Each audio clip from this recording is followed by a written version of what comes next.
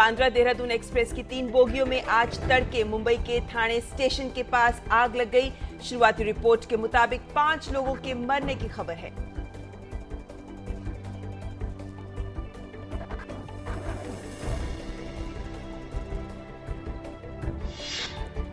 भारतीय reserve bank समिति ने बैंकिंग क्षेत्र में बड़े सुधारों की वकालत की। छोटे कारोबारियों तथा कम आय वर्ग वाले परिवारों के लिए अलग बैंक स्थापित करने का किया आह्वान। ब्याज दरों में सब्सिडी और कर्ज माफी जैसी योजनाओं का लाभ बैंकों के जरिए पहुंचाने की बजाय सीधे लाभार्थियों को देने की सलाह।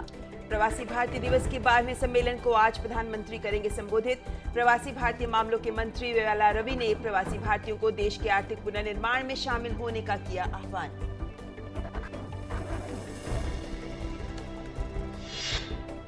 प्रियंका गांधी ने लोकसभा चुनाव के लिए कांग्रेस की रणनीति पर पार्टी के वरिष्ठ नेताओं से चर्चा की। जनार्दन द्विवेदी ने कहा, प्रियंका हैं कांग्रेस की सक्रिय सदस्य। इस महीने की 17 तारीख को होगी अखिल भारतीय कांग्रेस कमेटी की अहम बैठक। दिल्ली पुलिस ने मुजफ्फरनगर में आतंकी संगठन लश्कर तैयबा की गतिविधियों की पुष्टि की, लेकिन कहा लश्कर तैयबा ने दंगा पीड़ितों से नहीं किया था संपर्क।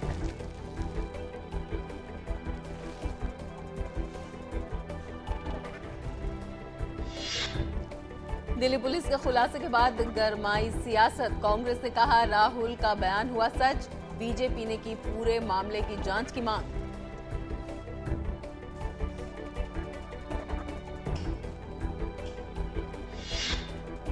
लॉ इन टर्न मामले में जस्टिस गांगुली का इस्तीफा मंजूर।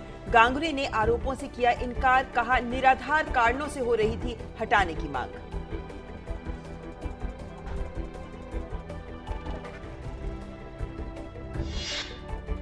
हिमाचल के मुख्यमंत्री पर लगे भ्रष्टाचार के आरोपों के बाद चुनाव आयोग ने उठाया कदम। वीरभद्र और उनकी पत्नी के हलफनामे पर आयोग ने मांगी रिपोर्ट।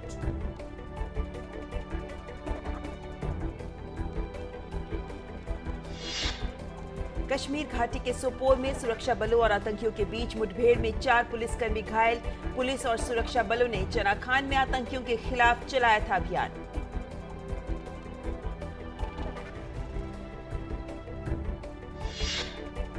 देश का पहला व्यापक किशोर स्वास्थ्य कार्यक्रम शुरू। स्वास्थ्य मंत्री गुलाम नबी आजाद ने कहा, कार्यक्रम से कुल जनसंख्या के 21% हिस्से को मिलेगी स्वास्थ्य सुविधाएं।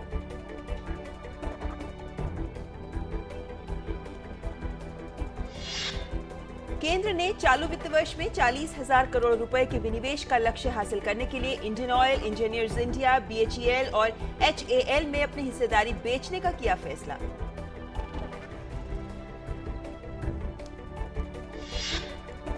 मुनाफा वसूली के कारण सेंसेक्स में 94 अंकों की गिरावट। 3 सप्ताह की न्यूनतम स्तर 20,693 पर बंद।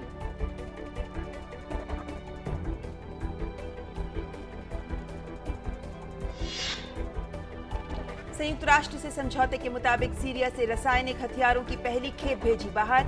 अंतर्राष्ट्रीय निरीक्षकों ने इस पर व्यक्त किया संतोष।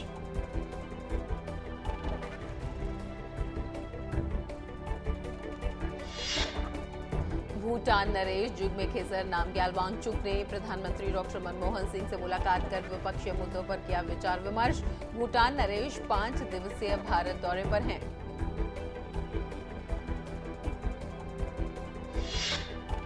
बांग्लादेश में फिर से चुनाव के लिए बढ़ा अंतर्राष्ट्रीय दबाव। 3/4 बहुमत के साथ सरकार बनाने की तैयारी में शेख हसीना।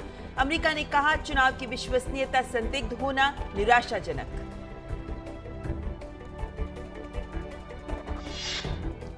देश में ठंड और कोहरे ने थामी जिंदगी की रफ्तार। अमेरिका में जबरदस्त बर्फबारी ने दूसरे दिन भी किया जीना मुहाल। अमेरिका में 1800 से अधिक उड़ानें रद्द।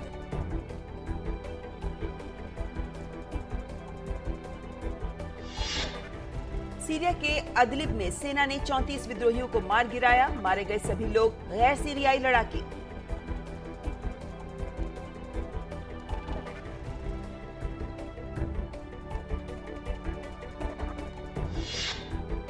भारतीय ओलंपिक संघ ने 9 फरवरी को चुनाव करवाने के लिए मंगलवार को जारी की अधिसूचना। ओलंपिक में वापसी की राह आसान बनाने के लिए पिछले महीने विशेष आम सभा की बैठक में लिया गया था चुनाव कराने का फैसला।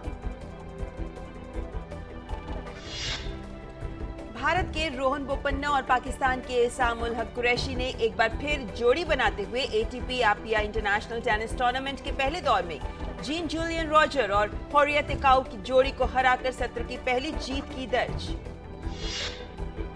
मशहूर वैज्ञानिक स्टीफन हॉकिंग का 72वां जन्मदिन आज। स्टीफन ने बिग बैंग और ब्लैक होल थ्योरी के रहस्यों को बेहतर तरीके से दुनिया के सामने रखा।